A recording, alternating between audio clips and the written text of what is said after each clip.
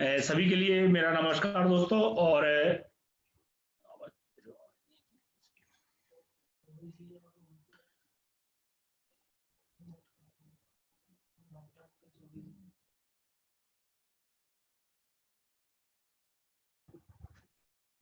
Are के चौबे जी, doctor yes साहब, sir. नमस्कार सभी के लिए। और मैं आज अपना अपना प्रोग्राम चालू करते हैं। और आज का जो पहला आज का प्रोग्राम है, हम लोग बहुत शुरुआत से सुनते आ रहे हैं। बचपन से मैं एक कहावत सुनता आ रहा हूँ, बुजुर्ग लोग बोलते हैं कि पहला सुख निरोगी काया। तो आज अपन पहला सुख निरोगी काया के ऊपर बात करेंगे।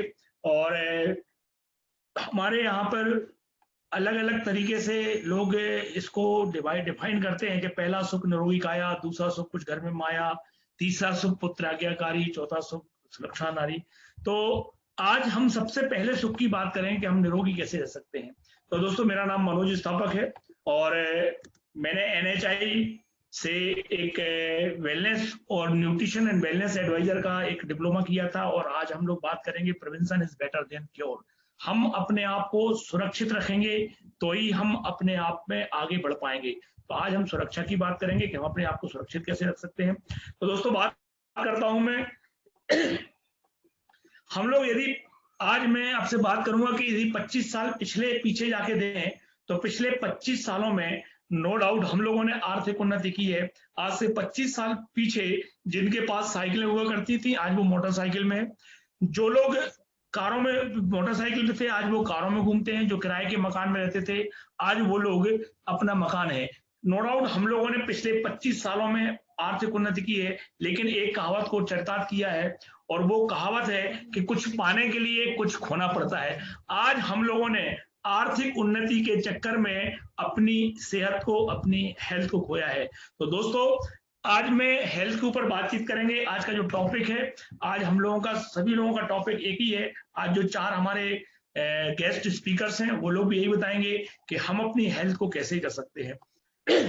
मैं बात करता हूं कि अब आने वाला जो टाइम है, अपना जो भविष्य है, वह अपनी जो सबसे बड़ी पूंजी होगी वो हमारा स्वास्थ्य होगा। स्वास्थ्य ही हमारी पूंजी होगी। और स्वास्थ्य के बारे में एक कहावत आती है, एक कहावत है कि हेल्थ इज वेल्थ। आपने सभी ने सुनी होगी, आपने कहीं ना कहीं किताब में पढ़ी होगी, इस हेल्थ इज वेल्थ। जब हेल्थ इज वेल्थ हमने ये कहावत पढ़ते, तो आज तक हमने इस कहावत को कभी गंभीरता से नहीं लिया, हमने बहुत हल्के में लिया। विज्ञान में एक थ्योरी है कि सर्वाइवल ऑफ द फिटेस्ट। यह सिद्धांत एक मशहूर वैज्ञानिक थे, उनका नाम था चार्ल्स डार्विन, ने दिया था ये सिद्धांत। उनने बताया था कि आने वाला टाइम अब उन लोगों का होगा जिनके पास हेल्थ होगी, वही लोग सरवाइव कर पाएंगे। जो फिट होंगे वही लोग सरवाइव कर पाएंगे। अब इन दोनों कहावतों को, अब इन दोनों थ्योरी को चरितार्थ करने का टाइम आ गया दोस्त, अब समय आ गया है। अब स्वास्थ्य हम सबकी सबसे बड़ी पूंजी होगी। स्वास्थ्य हमारी सबसे बड़ी पूंजी होगी। यदि आप फिट हैं तभी आप नौकरी भी कर पाएंगे। यदि आप फिट हैं तो आप अंतरराष्ट्रीय यात्राएं भी कर पाएंगे। यदि आप फिट हैं तो आप अपना बिजनेस भी बढ़ा पाएंगे। यदि आप फिट हैं तो आप अपने परिवार और समाज को बचा भी पाएंगे। अब आपका सर्वाइवल इस बात पर निर्भर करेगा कि आप कितने फिट हैं, आप कितने स्वस्थ हैं। अब स्वास्थ्य ही आपका एक आइडेंटिटी होगा, आपका एक पासपोर्ट होगा। अब आपकी नई डिग्री आपकी फिटनेस और आपका स्वास्थ्य होगा। कहने का मतलब मेरा यह है कि स्वास्थ्य ही आपकी नई डिग्री होगी। आप अब आने वाले टाइम में आपके स्वास्थ्य के इर्द गिर्द ही सारी चीजें घूमेंगी कि आपको नौकरी कौन सी मिलेगी, आप कहाँ जा पाओगे, कहाँ रह पाओगे। तो स्वास्थ्य सबसे इंपॉर्टेंट चीज है। आज मैं बात कर रहा हूं कि जिन लोगों के पास स्वास्थ्य होगा, जिनके पास इम्यूनिटी होगी, दुनिया उनके कदमों में होगी। तो मैं बात कर रहा था, तो इसका मतलब ये नहीं है मेरी बातों का कि सब दुनिया पूरी बीमार हो गई, ऐसा नहीं है दोस्त। दुनिया के कुछ आंकड़े बताता हूं, हमारे डॉक्टर साहब अधिकतर बताते हैं कि दुनिया में 5% लोग रोगी हैं, 5% लोग निरोगी हैं, उनको कोई बीमारी नहीं है, 12% लोग रोगी हैं, और 83% लोग ऐसे हैं जिनको हम सब क्लिनिकली कहते हैं। मैं अपनी भाषा में उनको सेमी बीमार कहता हूं। अब बात करते हैं 5% लोगों की, तो 5% लोग ही निरोगी हैं, इन पे तो भगवान की कृपा है। 12% लोग ऐसे हैं जिन पर, जो रोगी हैं, उन पे डॉक्टरों की कृपा है, उनको मालूम है कि हमें फलानी बीमारी और फलाने डॉक्टर के उनके फॉलोअप में है। लेकिन 83% लोग ऐसे हैं जिन पर उनकी खुद की कृपा नहीं है। जब भी उनसे कोई बात करो तो वो ये बोलते हैं कि मनोज भैया हमें क्या खाना, हमें क्या लेना, मैं तो फिट हूं, मैं तो तंदुरुस्त हूं, मैं तो हिस्ट पुष्ट हूं। ये जो 83% लोग हैं, आज मैं 5% लोगों से मुझे कोई लेना देना नहीं, उन पर भगवान की कृपा है। 12% लोग जो रोगी हैं उनके साथ डॉक्टर है, मैं उनसे हमेशा सलाह दूंगा कि आप अपने डॉक्टर की कंसल्टेंसी में रहें। लेकिन 83% लोग हैं, आज की मीटिंग इन 83% लोगों के लिए है। आज मैं जो बात कर रहा हूं इन 83% लोगों से बात करना चाहता हूं कि आप अपने आप को कैसे निरोगी रख सकते हैं, कुछ हल्के हल्के छोटे छोटे काम करके आप अपने परिवार को कैसे स्वस्थ। ये 83% लोग हैं, ये कभी भी ये तैयार इस बात को मानने के लिए तैयार ही नहीं है कि कभी मैं भी बीमार हो सकता हूं। इनको ये लगता है कि मैं तो अमृत पी के आया हूं, दुनिया पड़ोसी को बीमारी होगी, मुझे कभी बीमारी नहीं होगी। जब मैं इन 83% लोगों से बातचीत करता हूं तो ये बातचीत के दरमियान हम लोगों को बताते हैं कि मनोज भैया मुझे है तो कुछ नहीं, लेकिन रात में जब मैं सोता हूं तो मेरा हाथ शून्य पड़ जाता है और एकदम घबरा की नींद खुल जाती है, लेकिन है कुछ नहीं, फिट हूं। इनसे बातचीत करो तो ये बोलते हैं कि मनोज भैया मैं बैठे बैठे एकदम खड़ा होता हूं तो मुझे चक्कर सा आ जाता है, लेकिन मैं तो फिट हूं। इनसे बातचीत करो तो ये लोग बोलते हैं कि जब हम आलकी पालकी मार के बैठते हैं तो दोनों पांव हमारे शून्य हो जाते हैं, इतनी जबरदस्त झुंझुनी आ जाती है कि खड़े होते नहीं बनता है, लेकिन है तो कुछ नहीं। इनसे बात करो तो बोलते दांतों में से ब्लड आ जाता है। एक व्यक्ति मिले थे, बता रहे थे कि मनोज भाई मैं लंबी यात्रा करता हूँ बसों में, ट्रेनों में, और पाँव लटका के रखता हूँ तो थोड़ी देर बाद पाँव में सूजन आ जाती है, जूते टाइट हो जाते हैं, लेकिन हमें कुछ भी नहीं। ये सिम्टम्स है, बॉडी में कोई अलार्म नहीं है दोस्त, ये सिम्टम्स है जो बॉडी बार बार आपको इंडिकेट करती है कि अभी भी समझ जाओ, अभी भी समझ जाओ, अभी भी समझ जाओ। और हम जब नहीं समझते हैं तो एक बड़ी बीमारी हमारे सामने आके खड़ी हो जाती है। मैं इन 83% लोगों से एक प्रश्न पूछूंगा, इस प्रश्न का जवाब आप लोग दिल से देना। मैं आप लोग सभी से प्रश्न पूछता हूं कि आप ऐसे 5 लोगों के नाम बताइए जो आपके परिवार के हैं, जो रिश्तेदार हैं, जो आपके दोस्त मित्र यार हैं। आप ऐसे 5 लोगों के नाम बताइए दोस्त जिनके बारे में आपका ऐसा मानना है कि वो संपूर्ण स्वस्थ हैं, उनको कोई बीमारी नहीं है। तो आपका दिल क्या कहता है? आपका दिल कह रहा है कि मनोज भाई ऐसा तो कोई नहीं है, और ये आपका दिल बिल्कुल सही कह रहा है कि ऐसा कोई नहीं है। लेकिन विडंबना इस बात की है कि उन 5 लोगों में आप अपने आप को भी नहीं रख पा रहे हो, ये सबसे बड़ी विडंबना है। और यही वो कारण है कि आज हमें स्वस्थ रहने की जरूरत है। हाँ, इस प्रश्न को यदि मैं ऐसे पूछता कि आप ऐसे 5 लोगों के नाम बताइए जिनको कोई ना कोई बीमारी है, तो हो सकता आप 5-10 के बता देते कि मनोज भाई हमारे बुआ को शुगर है, हमारे फूफा जी को ब्लड प्रेशर है, हमारे फलाने को ये, ढिमके को ये। आप कितने लोगों को बता देते। तो ये वो रीजन है कि आज हमें स्वस्थ रहने की जरूरत है। तो दोस्तों आज बात करेंगे अपन बीमारियों की कारण और निवारण की। आज हमारे जो स्पेशलिस्ट जो स्पीकर्स हैं वो आपको बताएंगे कि आप अपने आप को स्वस्थ कैसे रख सकते हैं, निवारण कर सकते हैं। मैं एक छोटा सा आपको एक व्यू दे रहा हूं कि बीमारियों का कारण और निवारण। तो बीमारी 2 प्रकार की मानता हूं मैं, कम्युनिकेबल और नॉन कम्युनिकेबल डिसीज होती है। अपन इनकी बात करेंगे कि कम्युनिकेबल डिसीज और नॉन कम्युनिकेबल डिसीज क्या है, थोड़ा सा अपन उनको बताएंगे और इनका रीजन क्या है। तो अपन बात करते हैं नॉन कम्युनिकेबल डिसीज की। जो नॉन कम्युनिकेबल, ये फैलने वाली बीमारी नहीं है, ये हमारी कोई भी बीमारी फैलती नहीं है। एक बीमारी है डायबिटीज। आजकल ये बिल्कुल हमें ऐसा लगता है जैसे किसी प्रिय मित्र का नाम ले दिया और डायबिटीज बोला हमने, तो है ना। और डायबिटीज के बारे में जैसे हम चर्चा करते हैं तो एक पेपर में आया था कि डायबिटीज ने पूरी दुनिया को अपनी चपेट में लिया, पूरी दुनिया इसकी चपेट में आ गई है। और डायबिटीज जिनको हो जाती है तो 3 चीजें से आपको सावधान रहना पड़ेगा। 3 चीजें कभी भी आपके साथ हो सकती हैं। पहली चीज डायबिटीज वालों को ग्लाइकोमिया, दूसरी चीज होती है साइलेंट हार्ट अटैक, और तीसरी चीज किडनी फेलियर्स के चांस ज्यादा हो जाते हैं। तो डायबिटीज एक ऐसा शब्द है, और डायबिटीज के मामले में पूरी दुनिया में डायबिटीज को, भारत को डायबिटीज की राजधानी घोषित कर दिया गया दुनिया में, इतने डायबिटीज के पेशेंट। अगली बीमारी है ब्लड प्रेशर। ब्लड प्रेशर आजकल स्टेटस सिंबल हो गया है। लोग बोलते हैं कि क्या यार इतनी उम्र के हो गया तुम्हारा अभी तक ब्लड प्रेशर नहीं। ब्लड प्रेशर तो होनी चाहिए। हाइपर टेंशन, कल हम लोगों ने हाइपर टेंशन दिवस मनाया था। अब सोचो कि हम बीमारियों के नाम पे दिवस मनाने लग गए हैं कि हाइपर टेंशन दिवस, डायबिटीज दिवस, ऐसे दिवस मनाएंगे हम लोग। अगली बीमारी है heart attack, heart disease. It's a very dangerous disease. मैं कुछ आपको आंकड़े बता रहा हूं कि पिछले 5 दशकों में शहरी आबादी में हृदय रोगियों की दर पहले 4% थी, अब 11 से 15% हो चुकी है। WHO बताता है कि सन 2010 के बाद दुनिया में जितने हार्ट अटैक के पेशेंट हैं उनमें से 60 से 70 लोग इंडियंस होंगे, और दुख की बात है कि उन 60-70% लोगों में 50% ऐसे लोग हैं जिनकी उम्र 70 साल से कम है और वो एक्सपायर हो जाते हैं, वो दुनिया छोड़ के चले जाते हैं। कुछ आंकड़े हैं। तो हार्ट अटैक बहुत खतरनाक बीमारी है दोस्त। इसके बाद अस्थमा है। आज हमारे एक डॉक्टर ने स्पेशल अस्थमा के ऊपर बताएंगे आपके लिए, अपने लंग्स के ऊपर बताएंगे। अर्थराइटिस, अर्थराइटिस एक ऐसी बीमारी, हम लोग भी चूजी हैं। हम लोगों को ये है कि कौन सी चीज को बीमारी मानना है, किसको बीमारी नहीं मानना।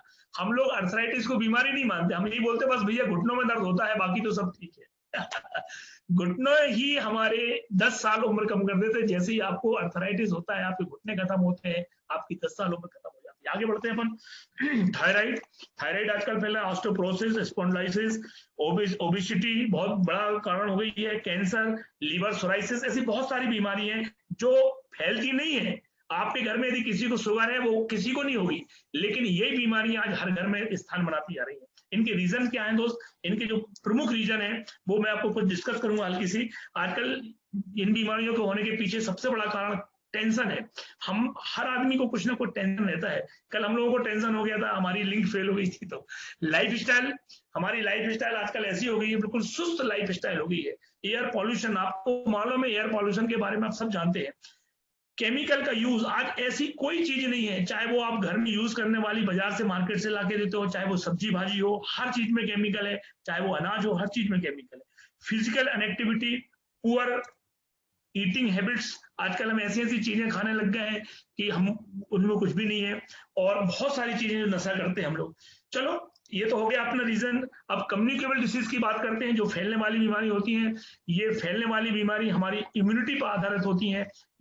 सबसे एक फ्लू है, कोविड-19 है, कंजक्टिवाइटिस, बहुत सारी बीमारियां, डेंगू है, मलेरिया, आपने बहुत सारी बीमारियों के नाम सुने होंगे।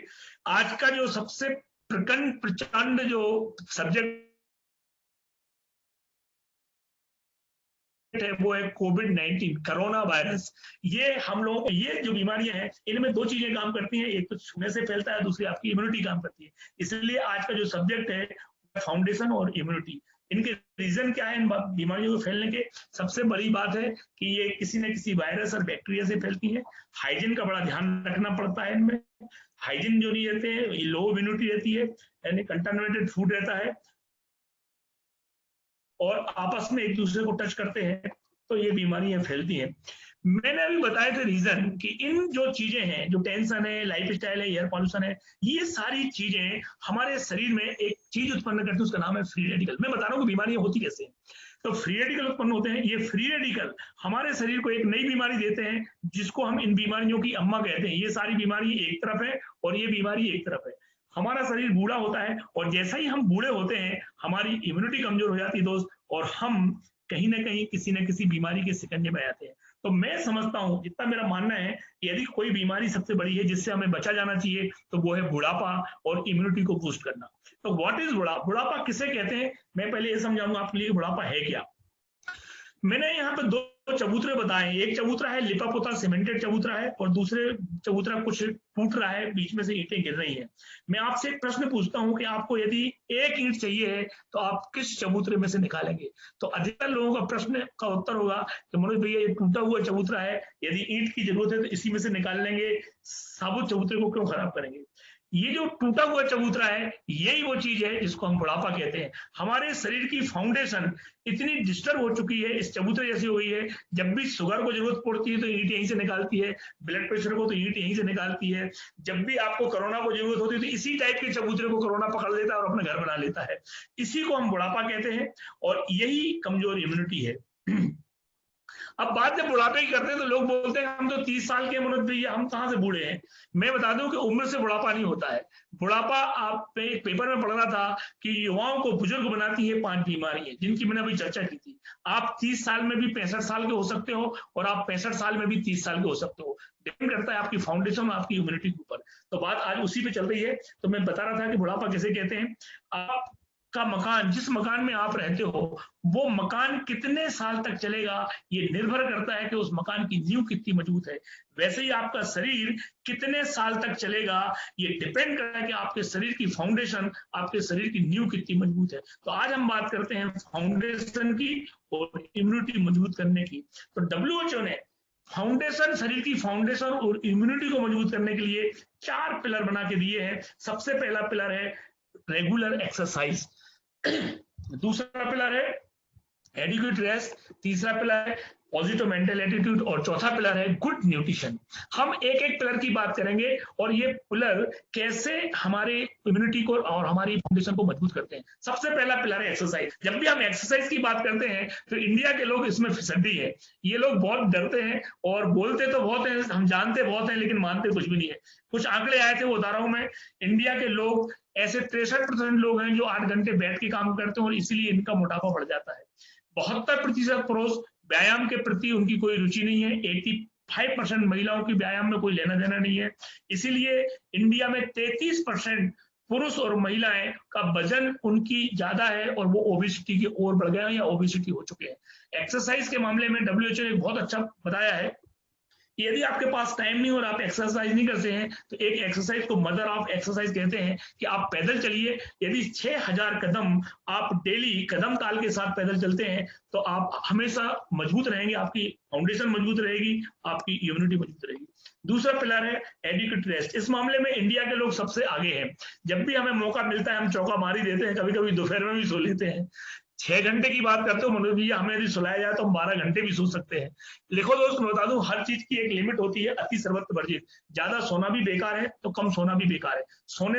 कम सोने से हमारी इम्यूनिटी कमजोर होती है और ज्यादा सोने से भी इम्यूनिटी कमजोर होती है। तो WHO ने बताया है कि एक आदमी को 7 से 8 घंटे साउंड स्लीप, गहरी निद्रा लेना चाहिए यदि आप अपने आप को स्वस्थ रखना चाहते हैं। तीसरा पिलर है positive mental attitude. Positive mental attitude मैं बता दूं कि हमारे स्वास्थ्य का सीधा संबंध इससे होता है। मैंने देखा है कि यदि आप पॉजिटिव एटीट्यूड के व्यक्ति हैं तो कितनी ही गंभीर बीमारी हो गई हो आप उस बीमारी को हरा के और मैदान में वापस लौट आएंगे। और यदि आप नेगेटिव एटीट्यूड के व्यक्ति हैं तो आपको बीमारी नहीं है तो आप सुन के, देख के, टीवी पे सुन के आप अपने आप को बीमार भी कर सकते हैं। तो मैं हमेशा बोलता हूं कि आपका पॉजिटिव एटीट्यूड होना चाहिए। अच्छी बुक्स पढ़िए, अच्छे लोगों की संगत करिए, अच्छे टीवी के कार्यक्रम देखिए, सब कुछ अच्छा करिए। अगली बात करता हूं मैं, अगला जो हमारा पिलर है वो है गुड न्यूट्रिशन। जब भी न्यूट्रिशन की बात आती है तो हम हमेशा दूसरों पर आधारित रहते हैं। ये जो 3 चीजें हैं, रेगुलर एक्सरसाइज, एडिक्वेट रेस्ट और पॉजिटिव मेंटल एटीट्यूड, ये तीनों चीज हमारे हाथ में है, हमारे कब्जे में है। और इन तीनों चीजों से 50% हमारी फाउंडेशन और इम्यूनिटी बूस्ट होती है। लेकिन जो चौथी चीज है, इस पे हम लोग हमेशा दूसरों पर निर्भर रहते हैं, हमेशा प्रकृति पर निर्भर रहते हैं और इस चीज पे 50% हमारी फाउंडेशन और इम्यूनिटी में निर्भर करती है। तो हम बात करते हैं 50% इम्यूनिटी बढ़ाने के लिए। तो आज गुड न्यूट्रिशन हमारे लिए जो मिलते हैं, या तो वो हवा से मिलते हैं, पानी से या भोजन से। ये 3 सोर्स हैं जिनसे हमें मिलो। आपको मालूम है कि ये तीनों सोर्स आजकल बिल्कुल वायु पोल्यूशन हो चुका है, पानी ढंग का नहीं है, फूड हमें सब मैंने बताई दी आपको पहले। अब ये जो न्यूट्रिशन है ये हमारे शरीर की फाउंडेशन को बनाते हैं। ये जो न्यूट्रिशन है ये 2 प्रकार से हम लोग लेते हैं, कुछ अधिक मात्रा में लेते हैं और कुछ कम मात्रा में हमें लगते हैं। सिंपल सी भाषा में बता रहा हूं मैं आपके लिए, कुछ ज्यादा मात्रा में लगते हैं और ये न्यूट्रिशन हमारी बॉडी की फाउंडेशन को बनाते हैं। कैसे बनाते हैं मैं बताता हूँ। बॉडी की फाउंडेशन, ये हमारी बॉडी की फाउंडेशन है। कुछ ज्यादा मात्रा में न्यूट्रिशन है, कुछ कम मात्रा में।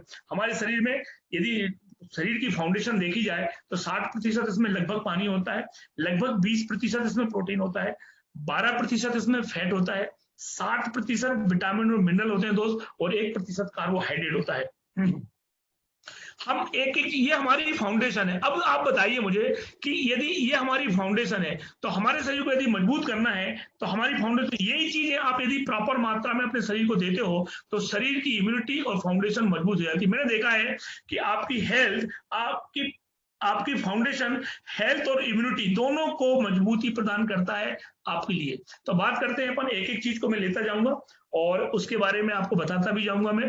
कि पानी के बारे में बात करते हैं, क्योंकि 60% पानी हमारी बॉडी में, सबसे बड़ा रोल भी उसका है। तो पानी के काम क्या है? पानी हमारी बॉडी को टेम्परेचर मेंटेन करता है, खून के लिए पानी की जरूरत होती है, पानी हमारी बॉडी को हाइड्रेट करता है, पानी हमारी बॉडी का शॉक एब्जॉर्बर है, कोई चोट लगती है तो वो हमारे अंगों तक नहीं पहुंच पाती है। पानी हमारी बॉडी में से जितने टॉक्सिन्स होते हैं, मल मूत्र पसीने के माध्यम से टॉक्सिन्स को बाहर निकालता है। पानी हमारी स्किन के लिए, बालों के लिए, आंखों के लिए, पानी ही जिंदगानी है। पानी ही जिंदगानी, बहुत सारे काम है, लेकिन WHO कहता है कि यदि हमें अपने आप को स्वस्थ रखना है, अपनी इम्यूनिटी को मजबूत रखना है, तो हमें 8 से 12 गिलास पानी डेली पीना चाहिए। ये तो हो गई पानी की बात। अब हम बात करते हैं कि पानी के बाद जो सबसे बड़ा घटक है, जिसका सबसे बड़ा रोल है, वो है प्रोटीन। प्रोटीन के बारे में ऐसा कहा जाता है कि प्रोटीन हमारी बॉडी का बिल्डिंग ब्लॉक है। जो महत्व मकान को बनाने में ईंटों का होता है, वही महत्व हमारी बॉडी को बनाने में प्रोटीन का होता है। तो प्रोटीन, जैसे ईंटों के बगैर मकान नहीं बना सकते हो, वैसे ही प्रोटीन के बगैर शरीर की कल्पना नहीं कर सकते। प्रोटीन हमारी शरीर की रोग प्रतिरोधक इम्यूनिटी को बूस्ट करने का सबसे प्रमुख कारण है। प्रोटीन यदि आप लेते हो तो आपकी रोग प्रतिरोधकता क्षमता सबसे मजबूत रहती है। प्रोटीन हमारे हार्मोन्स को और एंजाइम को बनाने में, कार्टिलेज के निर्माण में, शरीर के नव निर्माण में, जब हम 7 से 8 घंटे सोते हैं तो हमारी कोशिकाओं को रीबिल्डिंग एक प्रोसेस होती है जिसमें प्रोटीन की प्रमुख भूमिका होती है। लिगामेंट कोशिकाओं को मजबूत करने में, हमारी स्किन के लिए, हमारे बालों के लिए, हमारे नेल के लिए, नाखूनों के लिए प्रोटीन बहुत आवश्यक है। कितना प्रोटीन लेना चाहिए? तो पर ग्राम बॉडी वेट के हिसाब से प्रोटीन की जरूरत होती है। यदि आप 60 किलो के हो तो आपको 60 ग्राम प्रोटीन लेना चाहिए। लेकिन हम लोगों का भ्रम है, हमें लगता है कि मनोज भाई हमें कोई बाहर से प्रोटीन लेने की जरूरत नहीं है, हम सब कुछ बढ़िया खाते हैं। तो दोस्त, मैं आपकी कुछ कुंडली दिखा रहा हूं यहाँ पे इंडिया के लोगों की, जो बड़े बड़े पेपरों ने छापी थी। Hindustan times, times of India की ये रिपोर्ट आप देख रहे होंगे, और मैं इनको एक सार बताता हूँ इनकी सबका। इन रिपोर्टों के मुताबिक भारत के 80% से अधिक लोग प्रोटीन की कमी है। भारत में 80% से ज्यादा लोगों में प्रोटीन कमी है। समझ लो कि इंडिया के 80% लोगों की इम्यूनिटी कमजोर है। हर 10 में से 9 लोग प्रोटीन की कमी के कारण बीमार पड़ते हैं। ये रिपोर्ट है, उन पेपरों को मैंने सार बताया आपके लिए, पेपर नहीं पढ़ पाया। तो कौन सा प्रोटीन लेना चाहिए और हमें कैसे पता लगाएं कि हमारे शरीर में प्रोटीन की कमी है? तो मैंने एक डाइट चार्ट बता रहा हूं हल्का सा आपके लिए कि कैसे आपको पता लगेगा हमें प्रोटीन की कमी है। यदि आप 75 किलोग्राम के हैं तो आपको डेली 75 ग्राम प्रोटीन लेना चाहिए। एक सामान्य भारतीय की एक डाइट मैंने बनाई है, वो जरूरी नहीं कि आप ऐसे ही खाते होंगे, लेकिन लगभग 90% हमारी यही डाइट होती है। सुबह हम ब्रेकफास्ट करते हैं, लंच करते हैं और डिनर लेते हैं। इनमें हम जो चीजें खाते हैं उनमें प्रोटीन की मात्रा मैंने साइड में लिखी हुई है। और हम यदि 75 किलोग्राम के हैं तो हमारा जो 53 ग्राम हमने प्रोटीन लिया है। हमें, हमारी बॉडी को रिक्वायर्ड था 75 ग्राम प्रोटीन, हमने लिया 53 ग्राम प्रोटीन। 22 ग्राम प्रोटीन का हमारी बॉडी में गैप हो जाता है और ये गैप आगे चल के डिसीज बन जाता है और हमें कोई ना कोई बीमारी है। ये तो मैक्रो वाला न्यूट्रिशन था, कुछ माइक्रो न्यूट्रिशंस भी है। हर न्यूट्रिशन और हमारी बॉडी खाने के बीच में एक गैप होता है और वो गैप आगे जाके बीमारी बनता चला जाता है। एक मैंने एग्जांपल दिया था, दिमाग में आता है कि कौन सा प्रोटीन लूं मैं, तो एक मैं आपको बता रहा हूँ, न्यूट्राइट का ऑल प्लांट प्रोटीन आता है, जो वर्ल्ड का सबसे बेस्ट प्रोटीनों में से एक प्रोटीन है। इसकी एक चम्मच में 8 ग्राम प्रोटीन होता है और इसका पीडीकॉस स्कोर 1 है दोस्त, और ये सुपाक है, इससे अच्छा कोई प्रोटीन हो नहीं सकता है। अगली बात करूंगा मैं फैट की, क्योंकि फैट हमारी बॉडी में बहुत जरूरी है और फैट के बारे में मैं चर्चा करता हूँ कि 12% फैट होता है। तो फैट, कभी कभी हमें जनरल नॉलेज बहुत अच्छा होता है तो हम लोगों को लगता है कि फैट नहीं खाना चाहिए, फैट बुरा होता है। तो मैं आपको बता दूं कि फैट 2 प्रकार के होते हैं, एक अच्छे फैट होते हैं, एक बुरे फैट होते हैं। अच्छा फैट वो होता है जो हम खा सकते हैं, बुरा फैट होता है जो जम जाता है, वो नहीं खा सकते हम, जमने वाले। अच्छे फैट भी 2 प्रकार के होते हैं, एक ओमेगा 3, एक ओमेगा 6। WHO ने उसका एक रेशियो बनाया है कि यदि आप अपने आप को बीमारियों से बचाना चाहते हो तो 1:5:10, यदि आप ओमेगा 3 और ओमेगा 6 लेते हैं 1:5:10, तो आप हमेशा निरोगी रहेंगे, स्वस्थ रहेंगे, बड़ी बड़ी बीमारियों से बचे रहेंगे आप। ओमेगा 3 एक बहुत इंपॉर्टेंट फैटी एसिड है जो हमारी बॉडी में जरूरी होता है। मैं बताता हूँ कि ये क्या काम करता है। इसमें EPA और DHA का बड़ा रोल है हमारी बॉडी के अंदर। ये हमारी बॉडी में सूजन नियंत्रित करता है, रक्त में को नहीं जमने देता है, ट्राइग्लिसराइड को रेगुलेट करता है, हार्ट के लिए बहुत मजबूत करता है, हमारे मस्तिष्क के विकास के लिए, हमारे सेंट्रल नर्वस सिस्टम को मजबूती प्रदान करता है, हमारे बालों के लिए, त्वचा के लिए।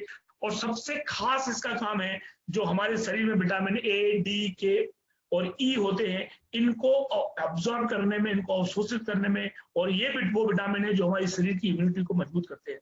तो कौन सा, मैं आपको बताता हूं कि ओमेगा 3 कितना इंपॉर्टेंट है। लोग, इस मीडिया के लोग क्या बोलते हैं, मैं आपको कुछ पेपर की कटिंग बता